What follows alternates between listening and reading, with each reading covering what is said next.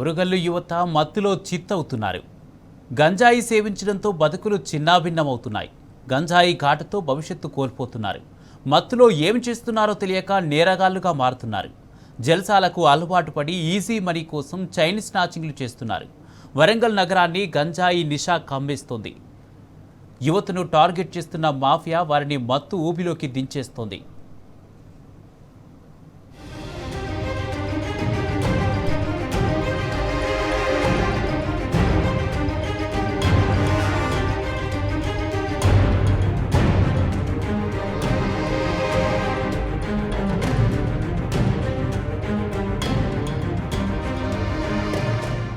వరంగల్ నగరంలో విచ్చలవిడిగా గంజాయి అమ్మకాలు జరుగుతుండటంతో యువత పెడదారి పడుతున్నారు.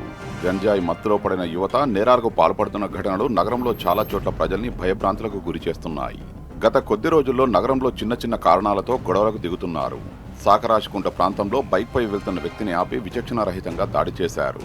గాంధీనగర్లో నెల రోజుల క్రితం సోషల్ మీడియాలో ఫేమస్ అవడం కోసం కేవలం 5,000 రూపాయల కోసం ఒక వ్యక్తిని బండరాయితో దాడి చేస్తూ వీడియో చిత్రీకరించి సోషల్ మీడియాలో వైరల్ చేశారు.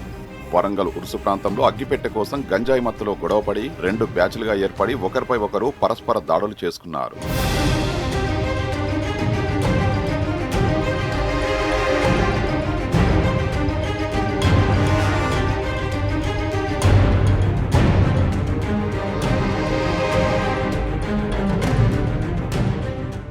గత 2 రోజుల క్రితం నగరంలో 2 చోట్ల చైన్ స్నాచింగ్లు జరిగాయి. క్రిస్టియన్ కాలనీలో ఒక న్యాయవాది తన ఇంటి ముందు కూర్చొని ఉండగా బైక్పై వచ్చిన 3 యువకులు మెడలో నుంచి చైన్ ఎత్తుకుపోయారు.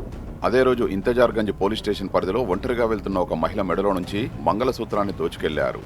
గంజాయి మత్తులోనే యువత పెడదారి పడుతున్నారని, ఇప్పటికైనా పోలీసులు పెట్రోలింగ్ పెంచి గంజాయి అక్రమ రవాణా అమ్మకాలపై ఉక్కుపాదం మోపి గంజాయి రహిత నగరంగా తీర్చిదిద్దాలని నగర ప్రజలు కోరుతున్నారు.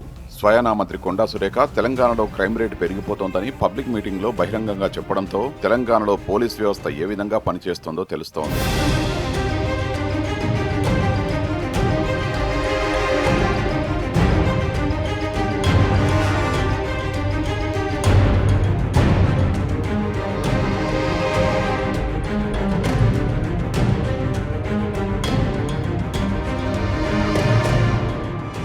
కాంగ్రెస్ ప్రభుత్వం ఏర్పడ్డ దగ్గర నుంచి ఇప్పటి వరకు హోమ్ మినిస్టర్ లేకపోవడంతో, డీజీపీ క్యాడర్ నుంచి ఎస్ఐ స్థాయి వరకు పర్యవేక్షణ లేకపోవడంతో పోలీస్ వ్యవస్థ పనితీరు చెప్పుకోదగ్గలేదు.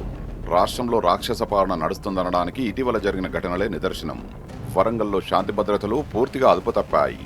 ఇప్పటి వరకు రాష్ట్ర చరిత్రలో హోంమంత్రి లేకుండా కార్యవర్గం ఏర్పాటు చేయడం సిగ్గుచేటని ప్రజలు మండిపడుతున్నారు. రాష్ట్రంలో రాక్షస పాలన నడుస్తుంది అనడానికి నిదర్శనంగా వరంగల్ జిల్లాలో శాంతి భద్రతల విభాగం లోపించింది అని చెప్పి ఈరోజు నేను ఆరోపించడం జరుగుతుంది.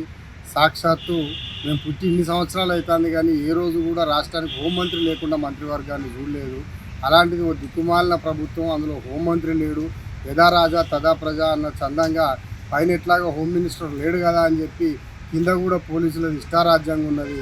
కానీ ఈనాడు టెక్నాలజీ ఇంత అభివృద్ధి జరిగినా కూడా ఈరోజు పోలీసింగ్ లోపల చదువుకున్న ఎంతోమంది యువకులు జాయిన్ అయినప్పటికీ, యువకులు జాయిన్ అయిపోయి ఉద్యోగాలు చేస్తున్నప్పటికీ, టెక్నాలజీ విస్తృతంగా పెరిగినప్పటికీ ఈరోజు నేరాల నియంత్రణ లోపల వాళ్ళు పట్టు సాధించలేకపోతున్నారు.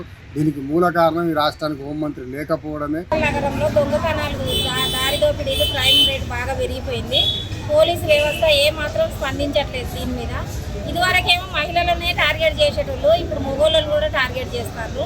దీనికి పోలీస్ శాఖ ఏ విధంగా స్పందించట్లేదు. ఈ గంజాయి మత్తులో పిల్లలు జలసాలకు అలవాటు పడి కష్టపడే తత్వం లేక దారి దోపిడీలను ఎంచుకుంటారు. దయచేసి పోలీస్ వ్యవస్థను కోరేది ఒకటే, ఇవన్నిటినీ నియంత్రించాలని కోరుకుంటున్నాను. ఒకప్పుడు తెలంగాణ పోలీస్ అంటే దేశవ్యాప్తంగా ఒక వణుకు పుట్టేది. ఆధునిక టెక్నాలజీ లేకున్నా కూడా మానవ మేధస్సును ఉపయోగించి పోలీసులు వాళ్ళ పనితనాన్ని చూపించేవారు. తెలంగాణ పోలీస్ అంటే ఒక మార్కు ఉండేది.